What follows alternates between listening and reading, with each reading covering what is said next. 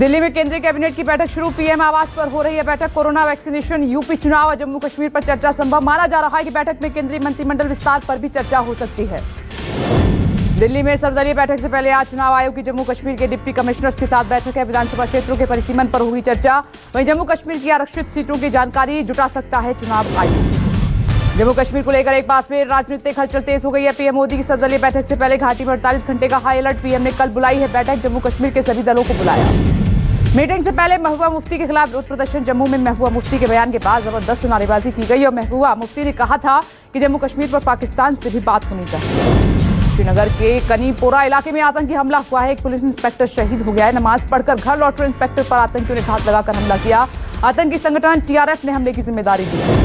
CDS Bipin Rawat की पाकिस्तान को चेतावनी। जनरल बिपिन रावत ने कहा कि सीमा पार से हथियार और ड्रग्स ड्रोन से भेजे जा रहे हैं। ये सीजफायर और शांति प्रक्रिया के लिए शुभ संकेत नहीं है।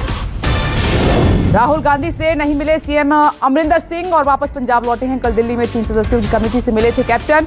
सूत्रों की माने तो कैप्टन अमरिंदर सिंह ने कहा है कि वो सिद्धू के खिलाफ अनुशासनात्मक कार्रवाई चाहते हैं। बीजेपी की सहयोगी निषाद पार्टी की बड़ी मांग। निषाद पार्टी के अध्यक्ष संजय निषाद ने अगले साल होने वाले विधानसभा चुनाव में खुद को डिप्टी सीएम का चेहरा बनाने की मांग की। कहा कि बीजेपी में उन्हें डिप्टी सीएम का चेहरा बनाए फायदा मिलेगा। शरद पवार से फिर मिले प्रशांत किशोर। शरद पवार के दिल्ली आवास पर हुई है दोनों की मुलाकात। पिछले 3 दिनों में दोनों की ये दूसरी मुलाकात है। पवार और प्रशांत के बीच आज 3 घंटे तक बैठक हुई और अब तक पवार और प्रशांत किशोर के बीच 3 बार बैठक हो चुकी है। देश में कल के मुकाबले आज फिर कोरोना आंकड़ों में उछाल आया है। देश में पिछले 24 घंटे में 50,848 नए मामले सामने आए हैं, जबकि कोरोना से पिछले 24 घंटे में 1,359 की मौत हुई है। देश भर में लगातार घट रही कोरोना संक्रमण दर। एक्टिव मरीज घटकर 6 लाख हुए हैं, जबकि 68,000 से ज्यादा लोग बीते एक दिन में कोरोना से ठीक हुए। देश में कोरोना रिकवरी रेट 96% से ज्यादा हुआ है। वहीं मृत्यु दर 1.5% है। देश में कल के मुकाबले आज धीमी हुई वैक्सीनेशन की रफ्तार। सरकारी आंकड़ों के मुताबिक 54,24,374 लोगों को टीका लगाया गया। वहीं देश में अब तक 29,46,00,000 से ज्यादा कोरोना वैक्सीनेशन हुआ है। स्वदेशी वैक्सीन को मंजूरी देने के लिए आज डब्ल्यूएचओ की बैठक है। कोवैक्सीन को अंतर्राष्ट्रीय मान्यता देने पर बैठक में विचार होगा। भारत बायोटेक के अधिकारी तीसरे फेज के ट्रायल से जुड़ा डेटा डब्ल्यूएचओ को देंगे। और देश में सितंबर तक आ सकती है बच्चों की वैक्सीन के दूसरा तीसरा ट्रायल अगस्त तक आ सकता है। और डॉक्टर रणदीप गुलेरिया ने कहा है कि वैक्सीन के तीसरे ट्रायल के नतीजे आने के फौरन बाद बच्चों के लिए टीके को मंजूरी मिल सकती है। और कोविड से मौत पर दिल्ली सरकार का बड़ा फैसला। कोरोना से मृतक के परिजनों को 50,000 की सहायता राशि देगी दिल्ली सरकार।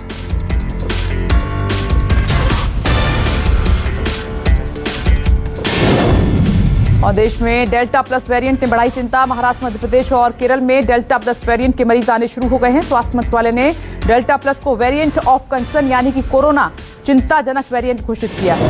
और देश में डेल्टा प्लस वेरिएंट के अब तक 40 नए मरीजों की पुष्टि हो चुकी है। वेरिएंट से संक्रमित मरीजों और मरीजों से मिलने वाले लोगों को स्क्रीनिंग की जा रही है और अब तक करीब 80 देशों में मिला है डेल्टा प्लस वेरिएंट। और स्वास्थ्य कर्मचारियों और जूनियर डॉक्टर्स के बाद अब नर्सों ने मोर्चा खोल दिया है। महाराष्ट्र के सरकारी अस्पतालों में नर्सों का विरोध प्रदर्शन जारी है। 25,000 नर्सें आज और कल 24 घंटे के लिए हड़ताल पर हैं। मांग पूरी नहीं हुई तो ये हड़ताल अनिश्चितकालीन हो सकती है। सीएम योगी आज स्वरोजगार संगम कार्यक्रम का करेंगे शुभारंभ। 30,000 नई एमएसएमई इकाइयों को 2,500 करोड़ रुपए से ज्यादा के लोन बांटेंगे। और इसके अलावा सीएम योगी एक जनपद एक उत्पाद सामान्य सुविधा केंद्र योजना का शुभारंभ करेंगे। और पश्चिम बंगाल में ममता सरकार ने खेला होवे नाम से शुरू की है योजना, जिसके तहत राज्य सरकार खेल विभाग क्लब को फुटबॉल बांटेगा। जुलाई के पहले हफ्ते से क्लब में फुटबॉल बांटने का काम शुरू होगा। लखनऊ के वजीरगंज में दर्दनाक हादसा हुआ है। 2 मंजिला इमारत ढही है। हादसे में एक की मौत हुई है, जबकि कई लोगों के दबे होने की आशंका है। राहत बचाव कार्य में एसडीआरएफ की टीम जुटी है। मलबे से शव को बाहर निकाला गया।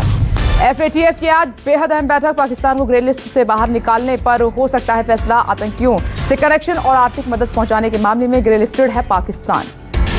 यूपी के मथुरा में 3 युवकों ने घर में घुसकर किया नाबालिग लड़की पर हमला और लड़की को छत से नीचे फेंका।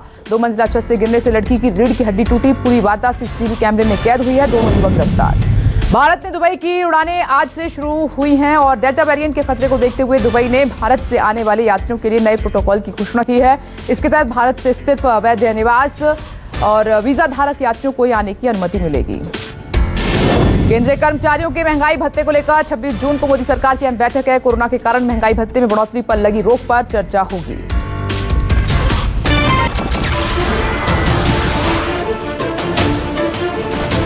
नमस्कार, मैं हूं मानक गुप्ता। अगर आपको हमारा ये वीडियो पसंद आया हो तो इसे लाइक और शेयर जरूर करें और हां, हमें सब्सक्राइब और फॉलो करना ना भूलें। ताकि आप देश और दुनिया की कोई खबर मिस ना करें। तो जुड़े रहिए हमारे साथ और देखते रहिए न्यूज़ 24।